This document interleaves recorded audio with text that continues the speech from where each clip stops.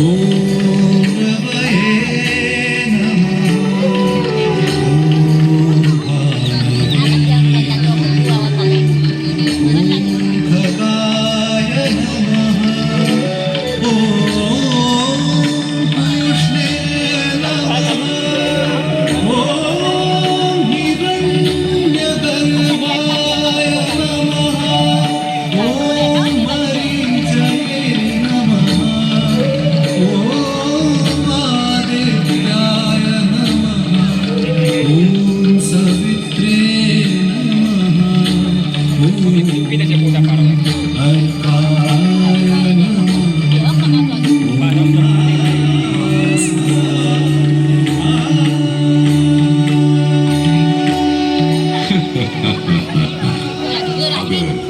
आगे चले तो शायद कभी न थकने वाले सूर्य के सहस्र नाम सुनते सुनते आप थक जाएंगे।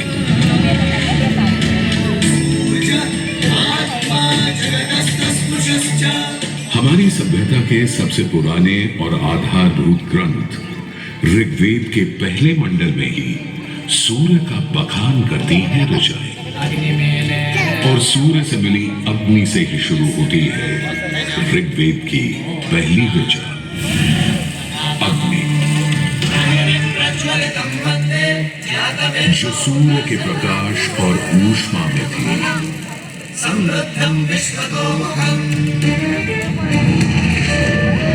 अग्नि, जो दावानल और ज्वालामुखी में प्रलयंकारी विध्वंसक के रूप में विद्यमान थी। अग्नि, जो चौखट पर पहरेदार तथा चूल्हे में एक मित्र के रूप में भी मौजूद थी।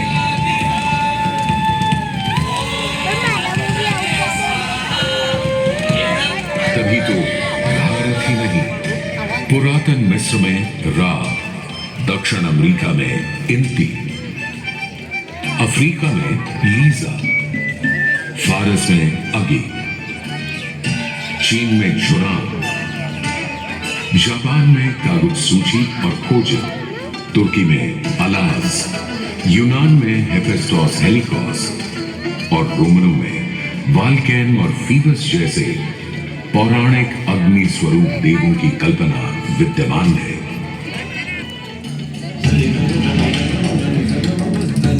भारत में मान्यता है सूर्य ऋषि कश्यप और अदिति का पुत्र है। कहते हैं जब सूर्य की शादी विश्वकर्मा की पुत्री संजना से हुई तो संजना उसकी चमक से इतनी परेशान हो गई कि पिता विश्वकर्मा को छाया का निर्माण करना पड़ा, और तभी से चल रहा है सूरज की रोशनी के साथ धूप छांव का खेल। उन्होंने सूर्य के कुछ टुकड़े काटकर उसी से गढ़ दिए थे भगवान विष्णु का चक्र, शिव का त्रिशूल, कुबेर की गदा और कार्तिकेय का भाला।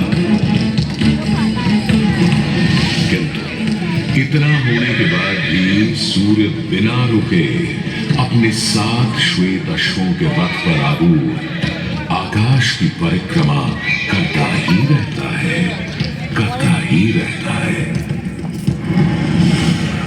असल में हमारे मानव बनते और 2 पैरों पर खड़े होते ही हम समझ गए थे सूर्य का प्रचंड प्रताप और प्रकाश, उसकी जीवनदायिनी शक्ति हर पल बदलते संसार में, हर रात घटते बढ़ते चांद वाले आकाश में केवल एक सूर्य ही है जो हर रोज सही समय पर उदय होकर हमारी दुनिया को जगमग, जागृत और जीवित कर देता है और हमें एक अवश्यम भावी स्थायित्व का आभास देता है।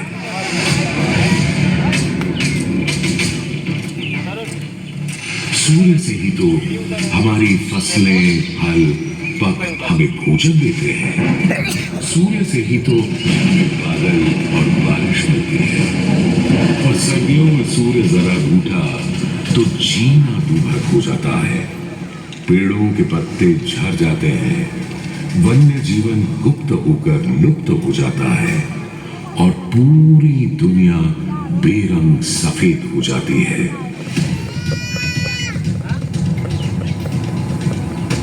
सूर्य ही तो सारे संसार को ऊष्मा, ऊर्जा और ओज से ओतप्रोत करता है। इसीलिए तो ऋग्वेद में कहा है, कांतिमय ईश जनों का मुख प्रकट हुआ है सूर्योदय के साथ।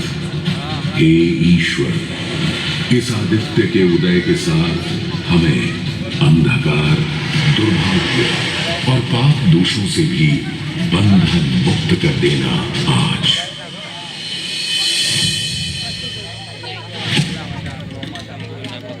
और अगर ग्रहण के समय सूर्य कुछ क्षणों को लुप्त हो जाए तो सारे संसार में हाहाकार मच जाता है।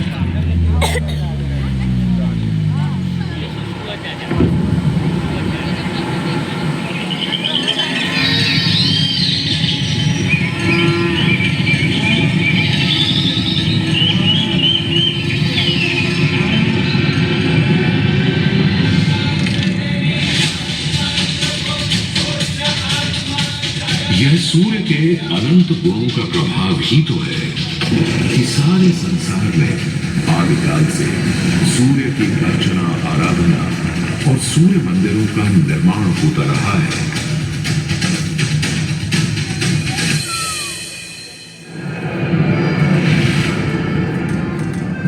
दक्षिण अमेरिका के इंका काल के सूर्य उपासना स्तूप, मिस्र के रामसेस मंदिर परिसर में स्थित सूर्य मंदिर,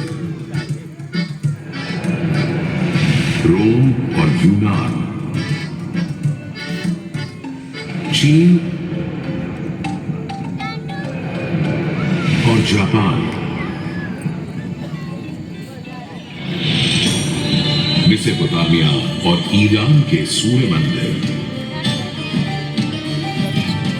और भी दुनिया भर में न जाने कितनी सभ्यताओं ने अपनी अपनी तरह की सूर्य उपासना और मंदिर परिसर देखे हैं।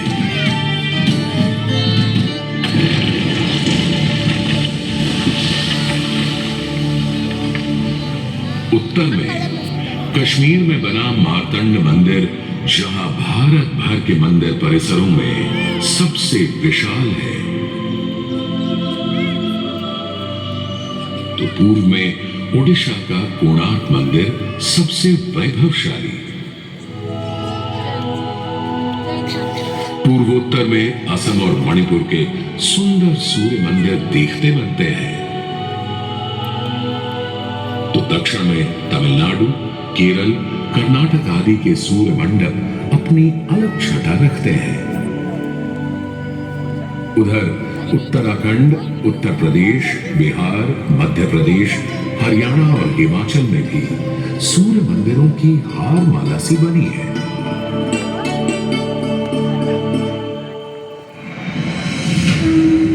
किंतु यदि मैं कहूं कि देश के पश्चिम में, अपने गर्वी गुजरात में, अपने इस मोढेरा में सदियों से स्थित आपके सामने खड़ा यह सूर्य मंदिर संसार का सबसे विलक्षण, विचित्र, वैविध्यपूर्ण, सुंदर, सुरूप, सुघड़ और सुघर मंदिर है, यह अतिशयोक्ति नहीं होगी।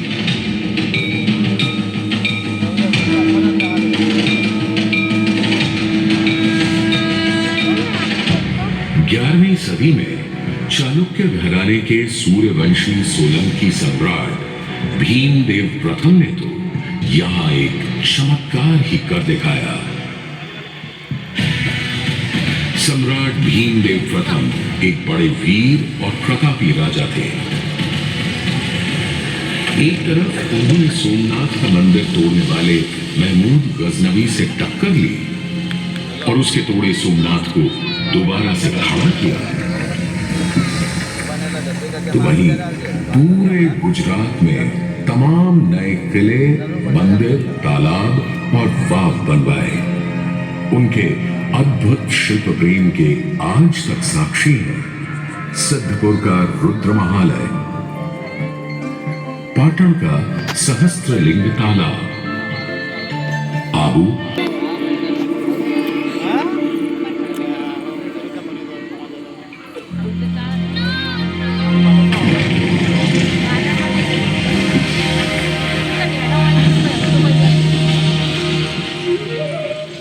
किंतु इन सारे स्थापत्य और शिल्प के नमूनों से कहीं ऊपर था राजा भीमदेव का पुष्पावती नदी के किनारे सन 1026-27 में करवाया इस सूर्य मंदिर का निर्माण। मेहसाणा से 20 किलोमीटर दूर बने इस मंदिर में आज नदी भले थोड़ी दूर चली गई हो, पर मंदिर के ठीक सामने बना सूर्य कुंड इस सुंदर परिदृश्य में पानी की कमी खलने नहीं देता। सूर्य के प्रकाश पुंज और जल का यह खेल पूरे परिसर को तरंगित और झंकृत करता रहता है।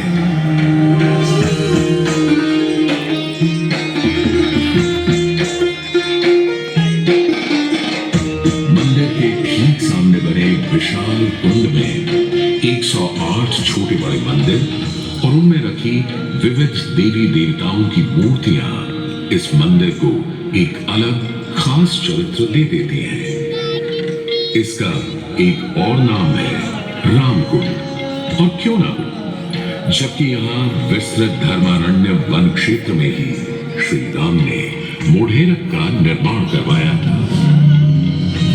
इस कुंड के पानी में मंदिर इस तरह प्रतिबिंबित होता है कि लगता है मानो अग्नि और जल घुल मिलकर कोई खेल खेल रहे हों।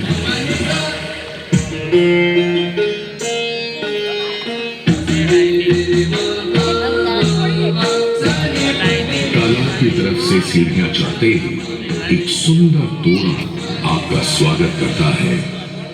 तोरण से होते हुए जैसे ही आप मंदिर के पास पहुंचते हैं, एक नया संसार सामने आ खड़ा होता है।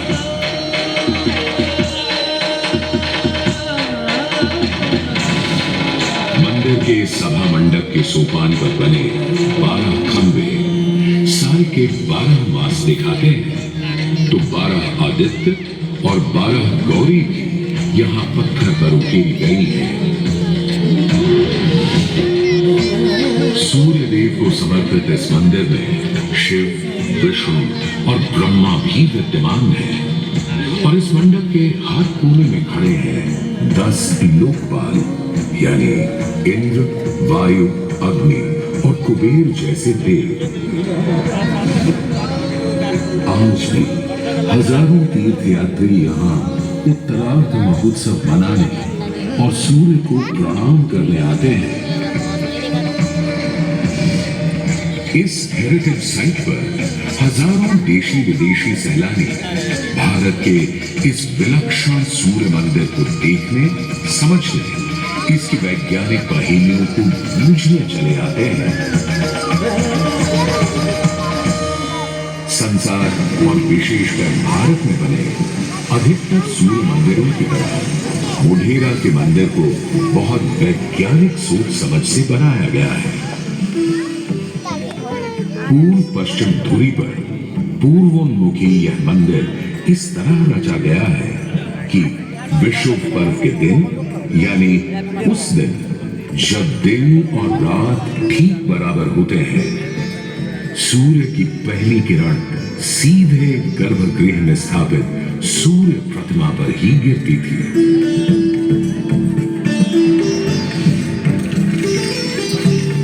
आज हमने सूर्य की कृपा को एक अलग तरह से भी बटोरना, सहेजना और संभालना शुरू कर दिया है। सोलर पावर या सौर ऊर्जा के रूप में आज जब हमें अपनी धरती और पर्यावरण को खनन और प्रदूषण से बचाना है, तो ऐसे में भी सूर्य देवता ही तो हमारे सबसे बड़े मित्र बनकर सामने प्रकट हुए हैं। यहाँ बैठकर जो शो आप देख रहे हैं, वो भी दिन में इकट्ठी की गई सौर ऊर्जा से ही चल रहा है।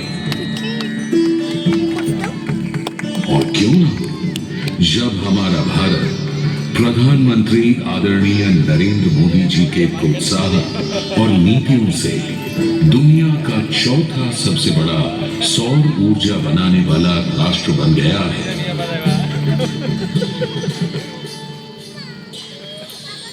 गुजरात देश का पहला राज्य है जिसने सौर ऊर्जा को ध्यान में रखते हुए नीतियां बनाई, निर्णय लिए।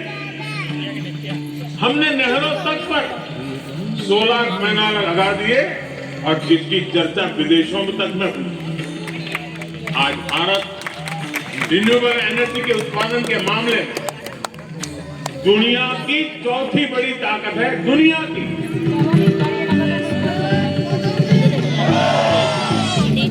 आज भले ही इस मंदिर से सूर्य की मूर्ति हट गई हो, पर सूर्य ने अपनी कृपा दृष्टि कभी हमारे संसार से नहीं हटाई।